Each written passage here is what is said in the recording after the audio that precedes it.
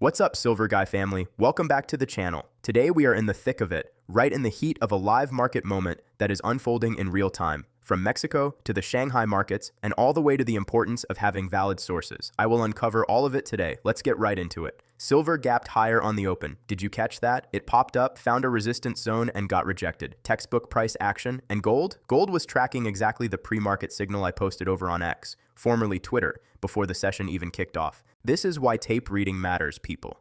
This is why I talk about it constantly on this channel. You don't need to predict the future. You need to read what the market is telling you right now. And right now? The market is screaming at anyone with eyes to see it. Now here's something I need every single person watching this to understand. In today's market, the information edge lives on platforms like X, not Bloomberg, not CNBC. X. Why? Because by the time a story hits mainstream financial media, the trade is already half over. The people who are moving these markets, the institutions, the desks, the smart money, they are communicating in real time on social media and through proprietary data feeds. If you're not plugged into those channels, you are always one step behind. Silver and gold's moves this session tracked almost perfectly with the signals I laid out pre-market. That's not luck. That's pattern recognition built from thousands of hours of watching this tape. And I'm going to walk you through exactly what those signals were and what they mean going forward. All right, let's talk price levels, because this is where rubber meets road. For silver to make its next major move, and when I say major, I mean a run at 92 and beyond, it must aggressively clear the 87.20 to 89.00 resistance zone. I want to say that again, aggressively, with conviction, with volume behind it. Here's why the speed of the move matters more than most traders realize. If silver creeps up into that zone slowly, no volume, no momentum, just grinding higher, that is an engraved invitation for the short sellers to load up. Slow moves into resistance are exactly what sophisticated traders look for to enter short positions. They want weak buyers. They want thin volume. They want to fade the move. But if silver rips through that zone, gap and go, high volume, no hesitation, the shorts get squeezed out. Stop losses trigger, and the next thing you know, you have a runaway move. Now, and I cannot stress this enough, the single most important event for silver tonight and in the near-term sessions is the Shanghai market reopening. China is the world's largest consumer of silver for industrial applications. We're talking solar panels, electronics, electric vehicles, advanced semiconductors. When Shanghai sleeps, the global physical market pauses. When Shanghai wakes up, you feel it in the price immediately. Now here is a piece of data that I think is absolutely jaw-dropping, and it comes directly from the market. During the recent holiday period, a major Chinese silver recycling firm was paying significantly higher prices for physical silver than the published benchmark. Think about that. A recycler, someone in the business of collecting scrap silver and melting it down, was so desperate to source metal that they were offering premium prices during a holiday. That is not a normal market signal, folks. Recyclers are price-sensitive buyers. They don't pay premiums unless they absolutely have to. When a recycler is offering more than the spot price during a holiday shutdown, that tells you one thing. The physical supply in China is tight, dangerously tight. In December 2025, spot silver on the Shanghai Gold Exchange was trading at approximately 78.55 per ounce, significantly above what the COMEX futures price was showing at the time. The market was in backwardation, meaning near-term physical delivery was commanding a premium over future delivery. That is a classic supply squeeze signal. Let's go deeper. Because what's happening under the hood in this silver market is not just about supply and demand in the traditional sense. There is a structural stress fracture running through the paper silver market, and it's getting wider by the day. I want to talk about naked short positions. Now I know that term gets thrown around in the silver community a lot, and sometimes it's overblown. But here's what we know from the data. According to some estimates, the paper-to-physical ratio on silver has reached extraordinary levels, some analysts citing figures in the range of 350 to 1 or higher. That means for every ounce of physical silver that actually exists in the deliverable system, there are potentially hundreds of paper claims on that same ounce. Now here is the CME Group data point I want you to pay close attention to. The COMEX implied volatility index for silver has spiked massively.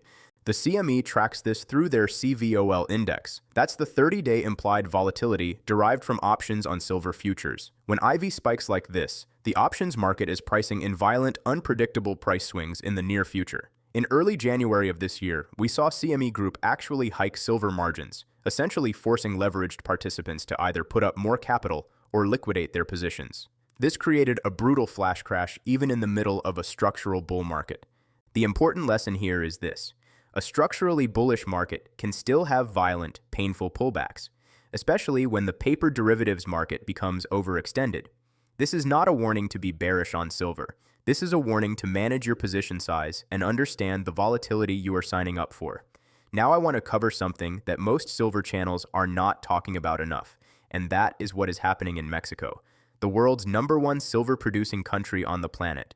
Earlier this year, in January 2026, 10 workers were kidnapped from Vizsla Silver's Panuco project in Concordia, Sinaloa, a Canadian company. These workers were taken by a suspected faction of the Sinaloa cartel, the Los Chapitos faction, locked in a bloody territorial war against a rival faction called La Maiza. 5 of those workers were found dead. The other 5 remain missing as of this recording. Vizsla has temporarily suspended field operations. The Mexican government deployed over 1,190 troops to search the region. Now, let me give you the macro picture here. According to data from the industry group Camimex, security challenges in Mexico now account for up to 5% of mining costs and 7% in material losses.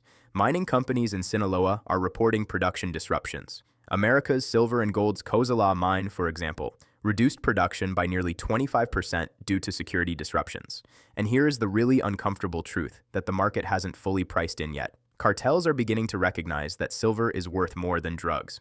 As silver marches toward triple digits, controlling the mining regions in Sinaloa, Zacatecas, and Durango becomes economically rational for criminal organizations. We are watching the potential weaponization of silver supply in real time.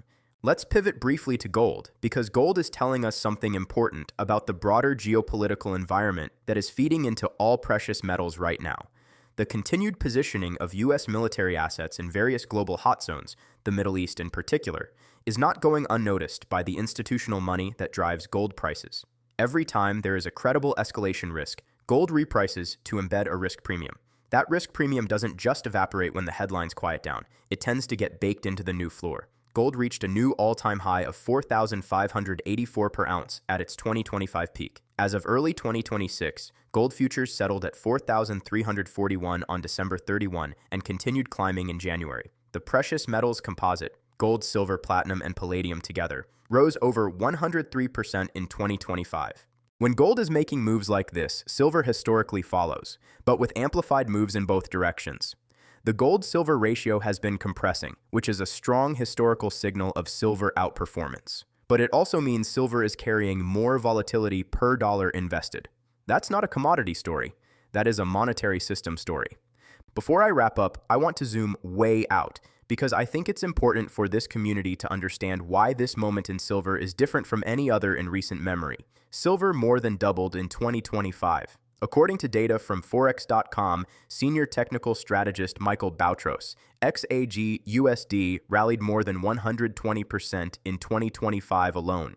Silver eclipsed its 1980 all-time high of 50.36 per ounce in Q4 2025 for the first time in over 40 years, and it kept going.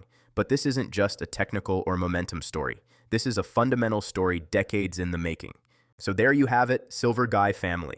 We've covered the tape action, the Shanghai physical signal, the Mexico supply shock, the COMEX structural stress, and the geopolitical backdrop, all of it pointing to the same fundamental conclusion. Silver is in the middle of a historic repricing, but as always, and I'll say this until I'm blue in the face, the market decides the timing, not us. My job, and your job as a trader or investor, is to understand the landscape, manage your risk, and be positioned before the big move happens, not after it. Tonight, watch Shanghai.